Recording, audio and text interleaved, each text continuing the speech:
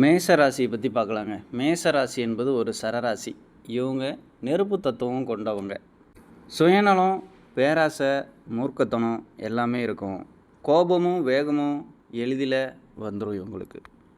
எடுத்தால் டக்குன்னு அடிச்சிருவாங்க. அடிச்சுட்டு தான் அடுத்தது என்னான்னு கேட்பாங்க. அச்சம் இல்லாத குணம், எப்போவுமே பயப்பட மாட்டாங்க. ஆனால் இவங்க எடுக்கிற ஒவ்வொரு முடிவும் எல்லா இடத்துலையும் நம்ம டக்குன்னு கையை நீட்டினா ஒரு சில இடங்களில் பிரச்சனை ஆகிடும். அதனால் சிந்தித்து செயல்படணும். ஏன்னா மேசராசிக்காரங்களுக்கு அடுத்து அந்த செவ்வாயோட ஃபோர்ஸ், அது முருகன் எப்படி மின்னல் வேகத்தில் இருக்காரோ அதுபோல் இவங்களோட குணம் அந்த மின்னல் வேகத்தை போல் பளிச்சுன்னு இருக்கும். ஆனால் கொஞ்சம் அவர் முருகன்றதுனால அவர் எதிர்க்கிறதுக்கு சக்தி கிடையாது. ஆனால் நம்ம மனிதர்கள் அப்படிங்கிறதுனால நம்மளை ஒருத்தருக்கு இங்கே பெரிய ஆள் இருக்காங்க. அப்பனுக்கும் அப்பன் இருக்கான் அப்படின்னு ஒரு டைலாக் இருக்குது. அதனால் அப்பனுக்கும் அப்பன் இருக்கிறதுனால நம்ம கொஞ்சம் சிந்தித்து செயல்படணும் அப்படின்றத எப்போவுமே உங்கள் மைண்டில் வச்சுக்கோங்க. உங்களுக்கு எப்போயுமே வசதி வாய்ப்புகள், அதாவது நீங்கள் உங்களை பார்த்தா ஒரு மரியாதை, எப்படின்னா ஒரு கிரிக்கெட் விளையாடுறீங்கன்னு வச்சுங்க, கண்டிப்பாக இறங்கினா அடிப்பான், ஒரு 4 ரன்னாவது அடிப்பான், அல்லது மேட்ச்சை ஜெயிச்சாவது கொடுப்பான் அப்படின்னு உங்கள் மேலே ஒரு நம்பிக்கை ஊர் மக்களுக்கு இடையே இருக்கும். ஆனால் இது லக்னத்தில் அமைகிற கிரகங்கள் பொறுத்து மாற்றங்களை ஏற்படுத்தி தரும். கணவன் மனைவிக்கு இடையே நல்ல உறவு இருக்கும். ஆனால் அதை பார்த்து ஹேண்டில் பண்ணி கொண்டு போகிறது மிக அவசியம் மேசராசிக்காரங்களுக்கு. ஏன்னா சிறு சண்டைகள் ஏற்படலாம். சண்டைகள் இல்லாத திருமண வாழ்க்கைன்றது இல்லை. ஆனால் சின்ன பிரச்சனைகள் ஏற்படும். அதை நீங்கள் பார்த்து ஹேண்டில் பண்ணி கொண்டு போகணும். சுகத்துக்கு ஒன்றும் குறைவு இருக்காது, நல்லாவே இருப்பீங்க. மேஷத்துக்கு 2ஆம் வீடாக ரிஷபம் வருது. நல்ல பேச்சு திறன் உடையவர்கள். சுக்கிரன் வீடு, ஆதலால் இனிமையாக பேசுவீர்கள். எப்போயா கார் வாங்கிடலாமா, இல்லை நல்ல ஆடைகள் வாங்கலாமா, நல்ல ஆபரணம் வாங்கலாமா, காஸ்ட்லியாக என்ன பண்ணலாம் அப்படின்னு உங்களுக்கு மைண்டு ஓடிக்கிட்டே இருக்கும். ஆனால் உங்கள் நிலை என்னன்றது உங்களுக்கு தெரியும். இருந்தாலும் சிந்தனைகள் அதுபோல் ஒரு அபரிவிதமாக உங்களுக்கு செயல்படும். ஏன்னா சுக்கிரனோட வீடு 2ஆம் வீடாக வருது.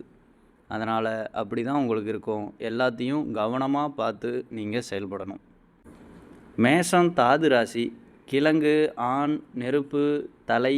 மேஷம் ராசியின் தொழில் அரசு உத்தியோகம், காவல்துறை, இராணுவம், தீயணைப்புத்துறை, விளையாட்டுத்துறை, பொறியியல் துறை, செங்கல் சூளை, சுரங்கத் தொழில், அறுவை சிகிச்சை, மருத்துவம், ஊர் பஞ்சாயத்து, ஸ்திரம், தெற்கு, பெண், நிலம், இப்படி எல்லா விதமான தொழிலையும் நீங்கள் இறங்கி செய்யலாம். மேஷத்துக்கு 3ஆம் வீடாக மிதுனம் வருது. அதிபதி புதன். இது காற்று ராசி. இவர்களிடையே இரட்டைத்தன்மை கொண்டவர்கள். மேசராசி என்பது காலபுருஷனின் முதல் வீடு.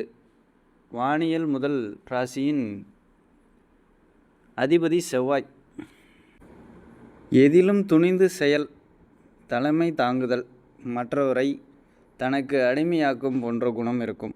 மேசராசி முதல் ராசி என்பதால் எல்லாவற்றிலும் முதன்மையாக இருக்க விரும்புவார்கள். திசை கிழக்கு. சரலக்கணம். ஒற்றை. ஆண் ராசி. அதிபதி செவ்வாய். சூரியன் உச்சம்.